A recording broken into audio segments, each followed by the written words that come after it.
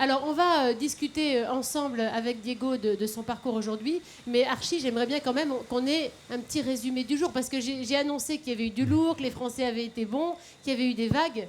Vous attendez des images. Exactement, on a eu les vagues et les surfeurs ont répondu vraiment présents. On a eu des très très belles séries. Vous allez voir ça en images avec beaucoup de gros scores, de gros totaux dans cette journée. Les vagues qui ont répondu présentes dès le matin. Le public aussi d'ailleurs, il y avait de la tension, c'était palpable sur le site de Basse-Pointe.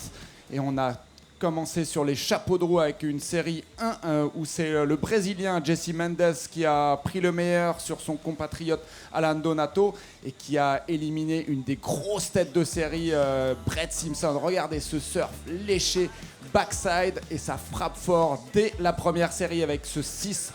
On a continué sur les mêmes bases et on retrouve notre invité Diego Mignot, qui n'était pas forcément favori dans une série très très relevée, et pourtant le Français qui s'est hissé, qui a hissé son niveau de surf, backside lui aussi, il frappe fort, et c'est surtout sur cette fin de vague que le Franco-Mexicain met tout le monde d'accord dans cette série. Re-entry énorme, petit claim. On lui posera la question. Dans la série 3, il y a encore 2 Brésiliens, un Français et un surfeur de la Barbade. Et là, c'est l'impressionnant David Silva, le Brésilien, clairement un des favoris pour la victoire, avec un total de 15,67 sur cette vague. Il marque 8,17. On va se faire un petit plaisir avec ce re-entry, dernière manœuvre à quelques mètres des rochers. Il pousse totalement sur les appuis, la planche qui décroche. Et le contrôle est total, ça plaît au juge pour un 8,17. On note la belle performance aussi de Tim Bissot dans cette série. Là, on retrouve Griffin Colapinto et un autre Français, Charlie Martin. Ça avait très bien commencé, on l'a vu avec Diego Mignot et Tim Bissot. Et on est sur les mêmes bases avec Charlie Martin qui fait parler la poudre, qui est content de lui et qui récolte un 7,73. Regardez, angle aquatique pour apprécier encore mieux la détermination du Français.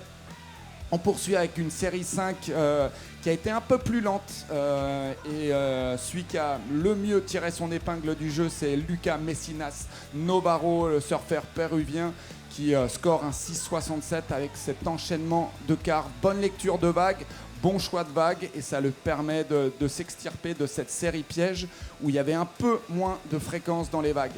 On retrouve 2 Français, Marc Lacomar, Mehdi Minardi, qu'on retrouvera Mehdi en plateau dans quelques instants.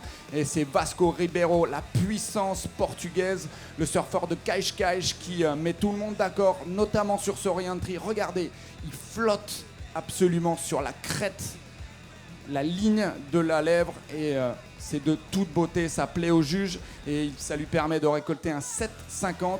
Série 7, Ivan Gelschelman, on le savait, il est extrêmement dangereux, il était face à plusieurs surfeurs, notamment Vincent Dumiac qui n'a rien pu faire dans cette série. Ivan Gelschelman qui s'impose assez logiquement dans une série là encore un peu plus pauvre en vague, et on a fini avec la cerise sur le gâteau, superbe démonstration d'un autre Portugais. Ils sont en forme, les surfeurs lusitaniens, Frederico Moraes.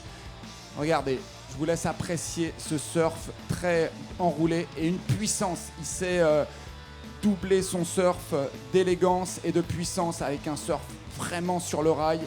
Impérial, Frederico Moraes. Les Portugais sont dans la place et sont là pour venir chercher ce titre 2016.